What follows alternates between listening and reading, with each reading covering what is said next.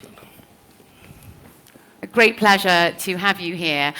Now, before we get started, I wanted to actually give you a chance to respond to our previous guest, Nikhil. He gave you a lot of praise on what you're doing at the moment for entrepreneurship and the startup economy here and things like that as well. So what is your reply to him? Because he was also saying that there is still a little bit to be done as well. So what's your reply? State of Karnataka, and particularly Bangalore, the innovation, the technology, entrepreneurship has become a culture here.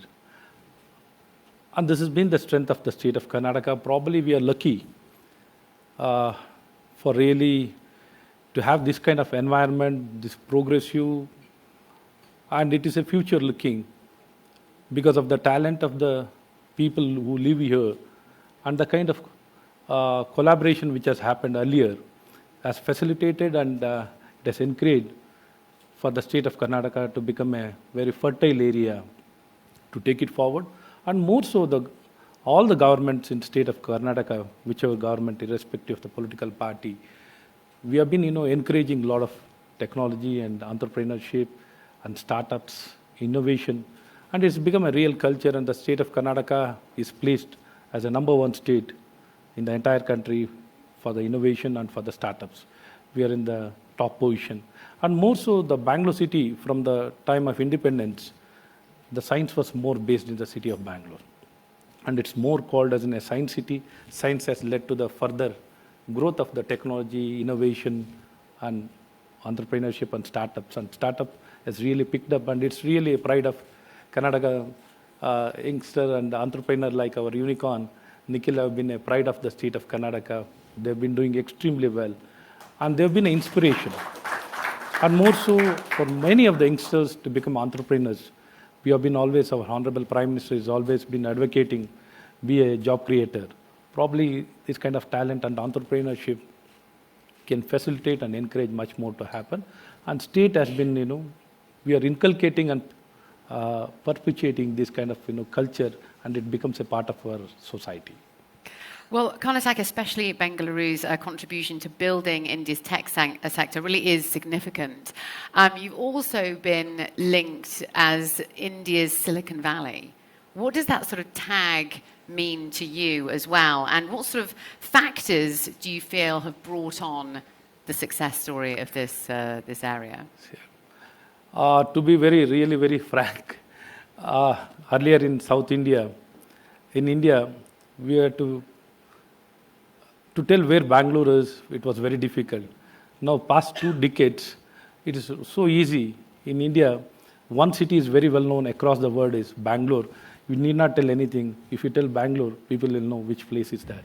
So, since Silicon Valley, other than the Silicon Valley of the California, the Silicon Valley of India, we have got really that kind of recognition that has made a huge difference.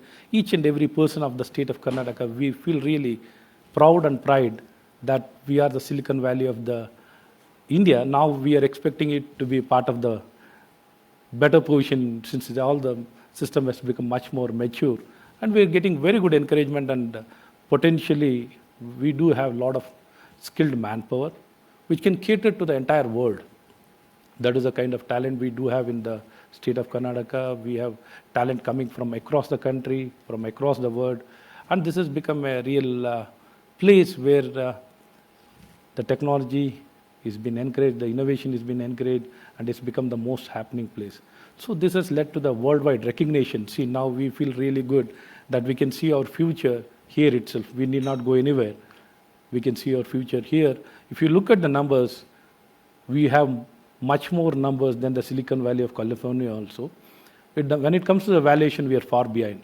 When it comes to the numbers, probably in the skilled manpower, we have much more higher numbers. Even now, there's a huge potential. Even now, there's a demand for more than a 4 lakh skilled employees. Even now, the opportunity is open. And now that you've really made a name for yourself, it's going to become even more popular. We actually had a session earlier on brand building, and that it really is that, isn't it? It's building the brand of the area, of course, as well. So what are you thinking in terms of sort of multiple areas of excellence going forward, and how you're looking to stay ahead of the curve in the future? In this direction, we have been working very closely, collaborating with the industry and bringing out with very good policies. Whatever policies, we were the first state to come out with an IT policy, startup policy, ESDM policy, supported by Government of India. Along with that, engineering R&D policy also. Engineering R&D policy, so far it was not existing. We have come out with a new engineering R&D policy. Now in future, we are coming out with much more initiatives. Probably establishment of the Karnataka Digital Economy Mission also is facilitating in a very big way. It's really a good organization, one of its kind. And similar kind of organization has been established in Singapore. On the similar lines, we were the first state and a country in India, we were the first state. In the world, probably after Singapore, we were the second one. So by thereby establishing a digital economy mission, it will become as a bridge and facilitate whatever required cooperation between the industry, and the industry is part of the government. It's not outside, it's inside part of the government. And we have a lot of vision group for IT, biotechnology, and for vision group for nanotechnology, and as well as newly started for startups, to exclusively to ensure the startup concern can be addressed very well. And we have established Innovation Authority. Now the sandbox is to be earlier restricted to few sectors. Here this innovation is open for any sector. So whatever is the shortcomings in the law will not come in the way of any innovation. And we were the first people, probably this establishment under the law to come out with an innovation authority, we were the first people. And like this, we have come out with many policies. In future also, we are coming out with many policies, incentives, and more so to ensure the availability of the skilled manpower also.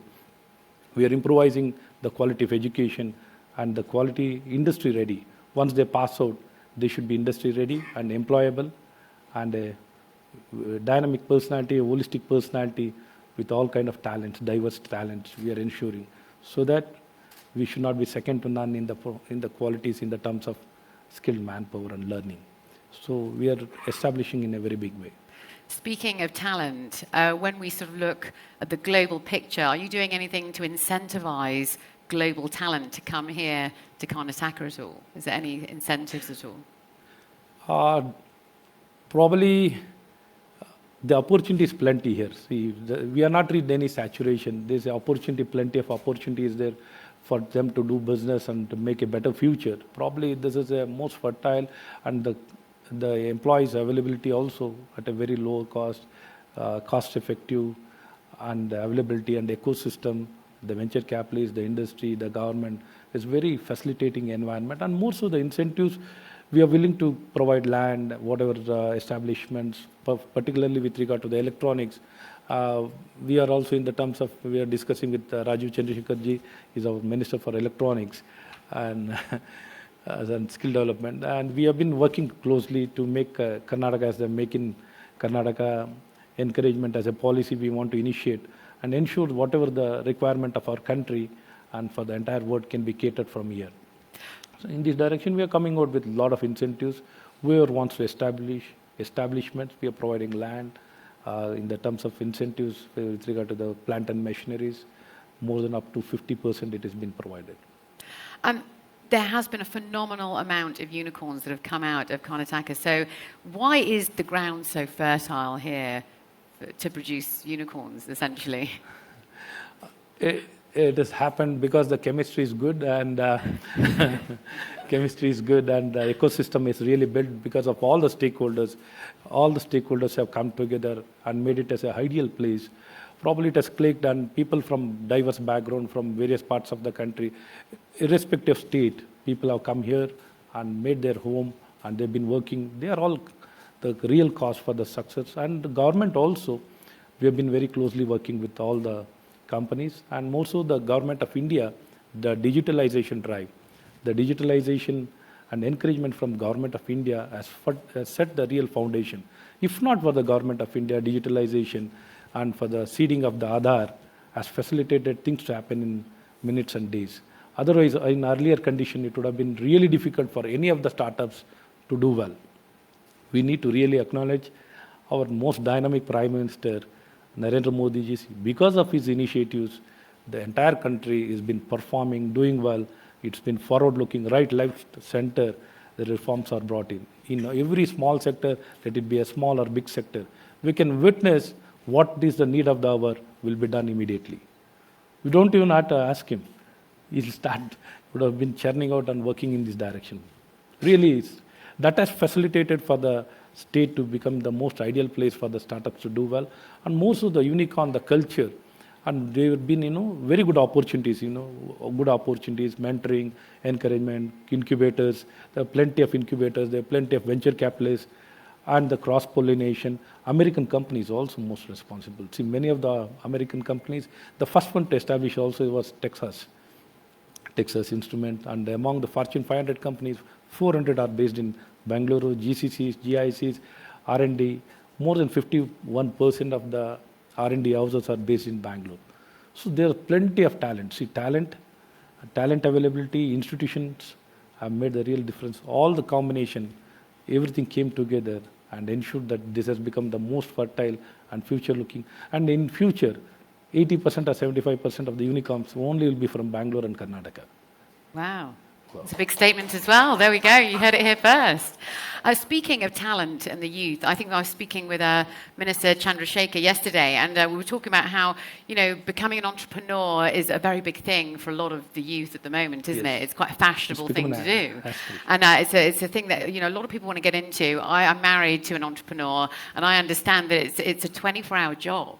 If you want to go anywhere, correct? So I was just wondering, what your sort of advice would be to the youth that are looking to get into this sector, and what are the warning signs, but what are the main sort of like opportunities as well? What go hand in hand? So the most important places are the academic institution. Now we are extending it to all the institutions, the incubators. Incubators are established in most of the institutions. Thereby, they've been given very good mentorship, guidance, and encouragement, and whatever facilitation, even the seed money has been provided through many programs. Seed money and venture capital and mentorship, facility, common instrumentation facilities, and co-working spaces. Like this, it has been provided across the state. Even in the most remote place, we have come out with a very good policy to encourage all the institutions to establish very good incubators across the state of Karnataka. And most of the technical institutions also, we have revised the entire curriculum. We have revised the curriculum. Now we are encouraging. Earlier, the internship used to be only for 4 weeks. Now it is there for the 36 weeks. They've been allowed to have the internship in best of the best companies. We are asking them to facilitate this kind of collaboration. Thereby, their quality of learning will become good and their entrepreneurship attitude will increase. And we are trying to ensure that holistic development of a person, so that, by personality also, normally the STEM student, most of them will be introverts. So we want each and every person to become an extrovert, open up, do well, acquire as possible the leadership qualities and the hobbies, and more so connect with all the things, because this has become the most happening place. The state of Karnataka has become the most happening place. And most of our entrepreneurs are the startup people, the industry people have been reaching out each and every institution. They've been reaching out, they've been collaborating, they've been working in various programs.